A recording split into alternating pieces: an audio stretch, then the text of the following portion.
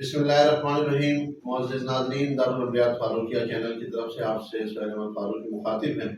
اور آج آپ کے سامنے رمضان المبارک کے آخری عشرے کا ایک انتہائی قیمتی عمل لے کر حاضر ہوئے ہیں۔ وہ احباب جو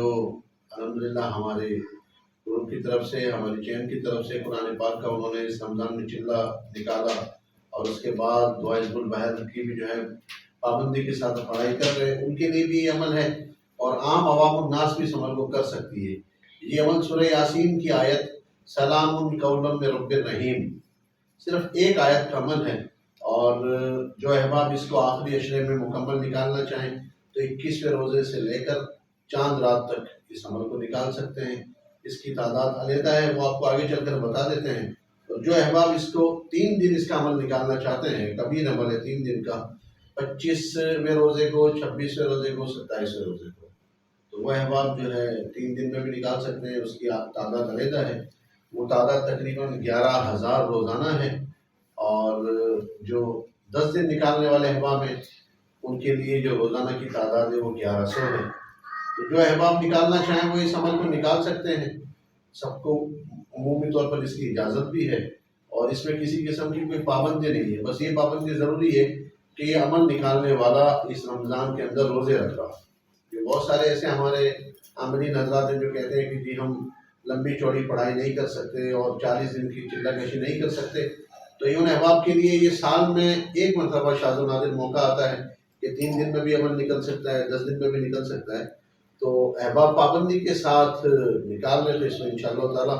بہت فائدہ ہوگا۔ اور جو احباب یہ چاہتے ہیں کہ ہم 10 دن کے اندر کبیر عمل نکال لیں، 10 دن کے اندر، تو روزانہ 11,000 پڑھ سکتے ہیں تو روزانہ 11,000 پڑھ لیں، روزانہ 1100 پڑھ سکتے ہیں تو روزانہ 1100 پڑھ لیں۔ باقی یہ ہے کہ روزانہ 11,000 پڑھنے والی جو کنڈیشن ہے اس میں پھر انسان دوسرے اعمال سے تھوڑا سا جو ہے متاثر ہوتا ہے۔ تو جو ہمارے گروپ کے اندر ساتھی چل رہے ہیں ان سے یہ گزارش ہے کہ وہ 25، 26، 27 رمضان ان 3 دنوں کے اندر 11,000 کا جو ہے عمل نکال لیں، اور کوشش کریں اس کو عشاء کی تراویح کے بعد شروع کریں اور سحری تک مکمل کریں۔ 3 دن کا جو عمل نکلے گا اس کی جو ترتیب ہے وہ بعد نماز عشاء تراویح کے بعد سے سحری تک جو ہے پڑھ لیں، سحری ہونے تک، فجر کی اذان سے پہلے سحری بند ہونے تک اس کو مکمل کر لیں انشاءاللہ، تو اس کے فیوزات برکات مکمل حاصل ہو جائیں گے۔ امید ہے ہمارے اس چینل سے آپ سارے مستفید ہو رہے ہوں گے،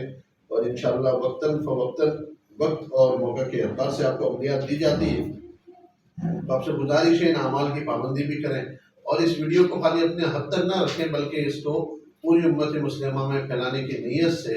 شیئر بھی کریں، تاکہ ہمارے کہنے سننے سے اگر کوئی ایک ساتھی بھی اعمال پر لگ گیا تو انشاءاللہ تعالی ہمارے لیے بھی صدقہ جاریہ ہو جائے گا۔